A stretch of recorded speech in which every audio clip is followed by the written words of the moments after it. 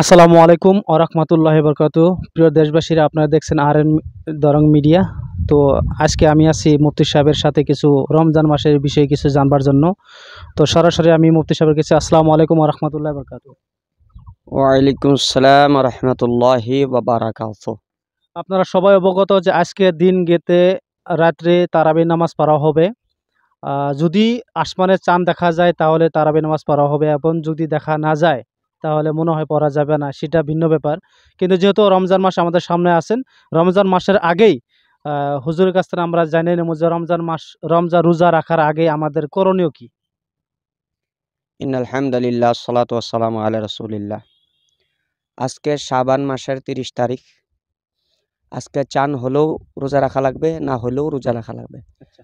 কারণ আরবি মাসে 31-32 ওরকম হয় না, হয়তো 29-এ হয়, না হলে 30-এ হয়।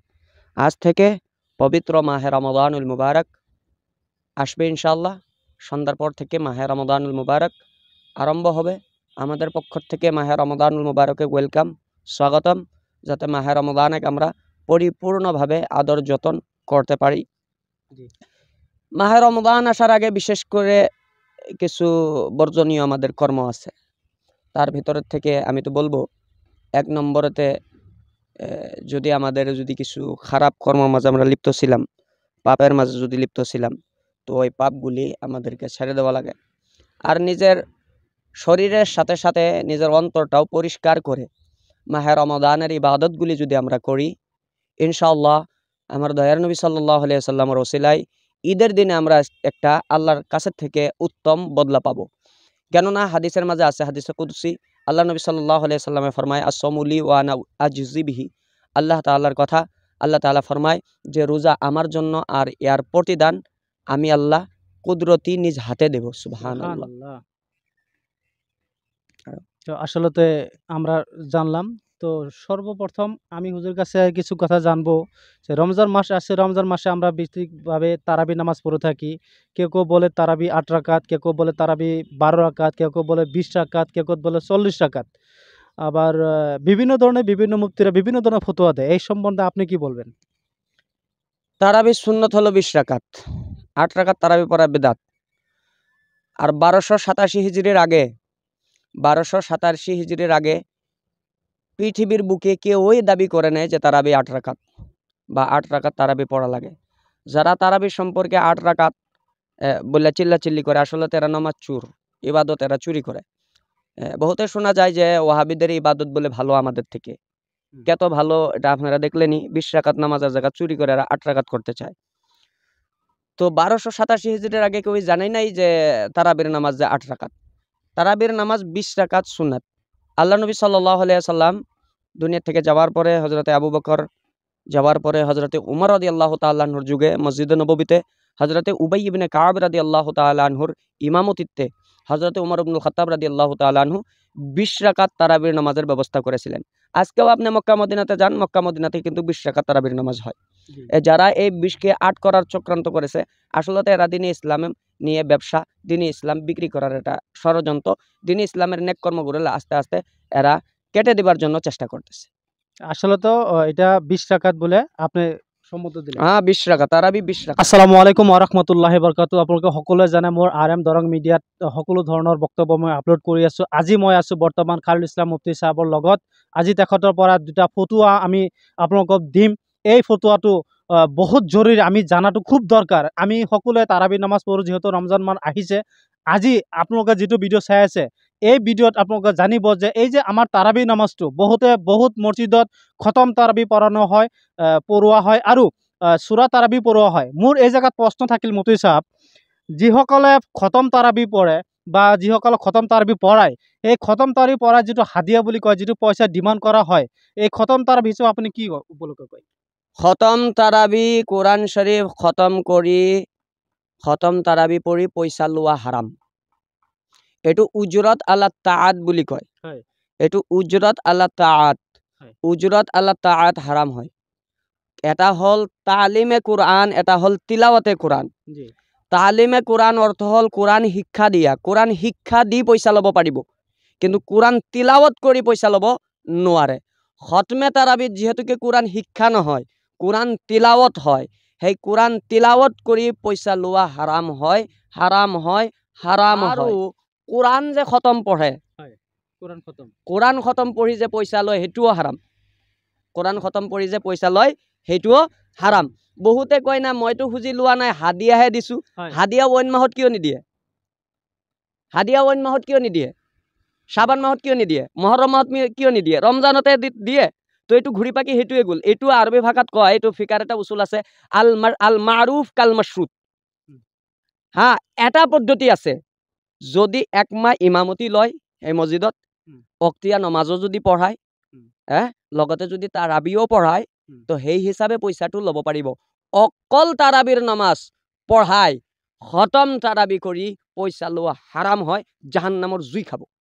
তেওঁতো এজন হাফিজ হয়, গতিকে কোৰআন পঢ়াই আছে, কোৰআন তেওঁ এটা মেহনত কৰি আছে, সকলোকে তাৰাবি নমাজ পঢ়ি আছে, এইটো হাৰাম কেনেকৈ হ'ব? হাৰাম কেনেকৈ হ'ব? তেওঁ যদি ৰাতিটো মেহনত কৰে হাৰাম নহয়। মেহনতৰ কাৰণেতো হাৰাম হোৱা নাই। ইয়াতে হাৰাম হৈছে কোৰআন তিলাওয়াতৰ কাৰণে। কোৰআনৰ মূল্য কোনোবা দিব পাৰিব? কোৰআনৰ মূল্যটো কোনো দিব নোৱাৰে। এইটো কোৰআন যদি শিক্ষা দিলেহেঁতেন, ভাবিলোহেঁতেন যে কোৰআন শিকাইছে, টকা পইচা লাগে। কিন্তু এইটো শিকোৱাও নাই, এইটো জাষ্ট তিলাওয়াত কৰিছে। এইটো তিলাওয়াত কৰিছে। তিলাওয়াতে কোৰআনৰ ওপৰত পইচা লোৱা হারাম হয়। এইটো মই বুলি নহয়, যিমান মুফতি আছে, ওহাবি হওক, সুন্নি হওক, দেওবন্দী হওক, লামাজাবি হওক, শিয়া হওক, জগতত যত ফেৰকা আছে সব ফেৰকাৰ মুফতিসকলে একমত, কোৰআন তেলাওয়াত কৰি পইচা লোৱা হাৰাম হয়। মই ক'লো নহয়, হাফিজ সাহেবসকলৰ কাৰণে যদি তেওঁলোকে পইচাই বিচাৰে তো একমাহ ইমামতি লৈ লওক, অক্তিয়া নমাজো পঢ়াক, তাৰপিছত যদি কিবা লৈছে ইট ইজ অ'কে। কিন্তু অকল তাৰাবিৰ বিনিময়ত খতম তাৰাবি পঢ়ি যে পইচা ল'ব, এইটো হারাম হয়। আমি স্পষ্ট হৈ গ'লো, যদি এজন ইমাম সাহেবে রমজান মাহৰ 5 ওয়াক্ত নামাজ তাৰাবি সহ যদি পঢ়ায়, তেওঁৰ যদি কোনো হাদিয়া দিয়ে, এইটো হালাল। অকল তাৰাবিৰ নামাজ পঢ়ি কোৰআন খতম কৰি পইচা লোৱা হাৰাম হয়। লগতে এই প্ৰচলিত যে কোৰআন খতম হৈ আছে গাঁৱে গাঁৱে, চহৰে চহৰে, মাদ্ৰাসাত 10 জন ছাত্ৰ লৈ গৈ কোৰআন খতম পঢ়িলে টকা 2000 দিলে, এইটোও হাৰাম। এইটোও হাৰাম, জাহান্নামৰ জুই। কোনো সুৰত নাই, কোনো সুৰত নাই। আপুনি ক'ব এওঁলোকক হাদিয়াহে দিছো দুৱাৰ বাবে, অইন দিনাটো নিদিয়ে, সিদিনাই কিয় দিয়ে? তেনেকৈ হাফিজ সাহেবসকলে বাহানা বনাব যে আমাক হাদিয়াহে দিছে, আমি খুজি লোৱা নাই, আমাক হাদিয়া। আৰে হাদিয়া দিছে, দিল কিয়? হাদিয়া হাফিজ সাহেবক কিয় দিলে? মই তাৰাবিৰ নমাজ পঢ়া, হাফিজ সাহেবক দি আছে 30,000, মোক 30,000 দিবনে?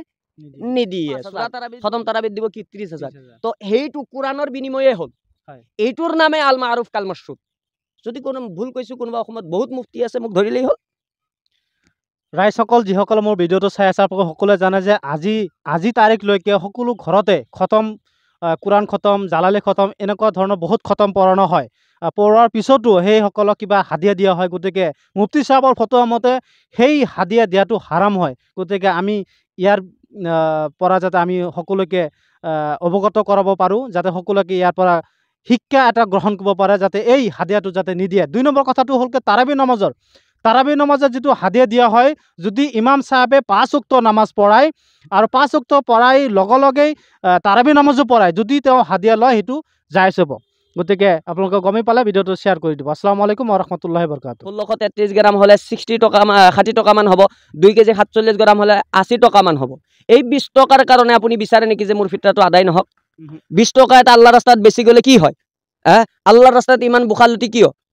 তো সেইকাৰণে মই কৈ আছো, লাগিলে 10 টকা 20 টকা এটা বেছিয়ে যাক, কিন্তু যাতে কম নহয়। কম গ'লে আদায় নহয়, বেছি গ'লে কিন্তু সব বেছি। ফিতৰাৰ পৰিমাণ 1633 গ্ৰাম বুলি চিঞৰি আছে।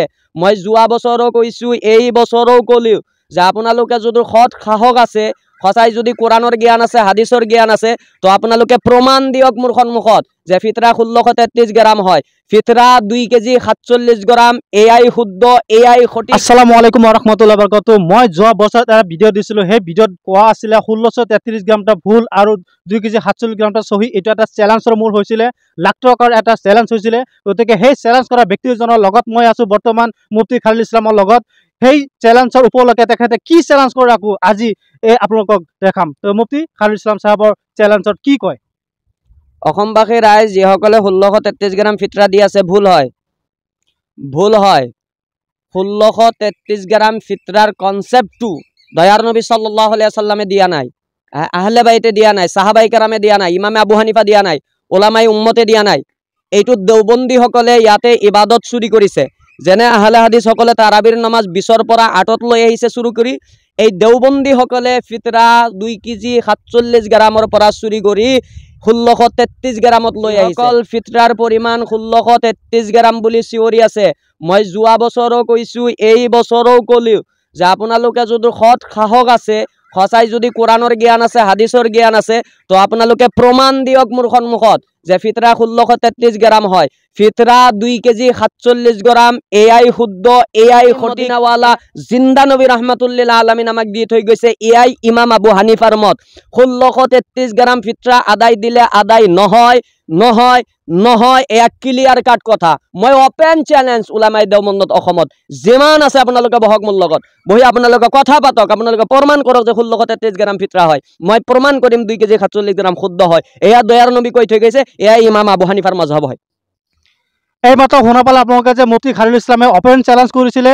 যোৱা বছৰত আৰু এইবাৰতো মুকলিভাৱে তেখেতে কৈছে যে দেওবন্দী ভাইসকলক যদি মোৰ চ্যালেঞ্জ গ্ৰহণ কৰিব বিচাৰে অপেনলি চ্যালেঞ্জ কৰিছে আজি আপোনালোকে দলিল দিয়ক যে 1633 গ্ৰামটো সহি হয় 2 কেজি 47 গ্ৰামটো ভুল হয় আজি তো মানি ল'ব কিন্তু দলিল লাগিব গতিকে প্ৰিয় বন্ধুসকল যিসকল ভিডিঅ'টো চাই আছে আপোনালোকে ফেতৰাটো দিব লাগিব সকলোৰ কাৰণে ফেতৰা মই এটা লাষ্ট কোৱেশ্চন কৰিম ফেতৰাটো আচলতে কাৰ ওপৰত মানে সকলোকে দিব লাগিব আজি যিটো বাচ্চা জন্মগ্ৰহণ কৰিছে বা কালি যিটো বাচ্চা মৰি গৈছে ঈদৰ আগৰ দিনাখন সেই বাচ্চাৰো ফেতৰা দিব লাগিব নে নাই ফেতৰা হল ৰোজাৰ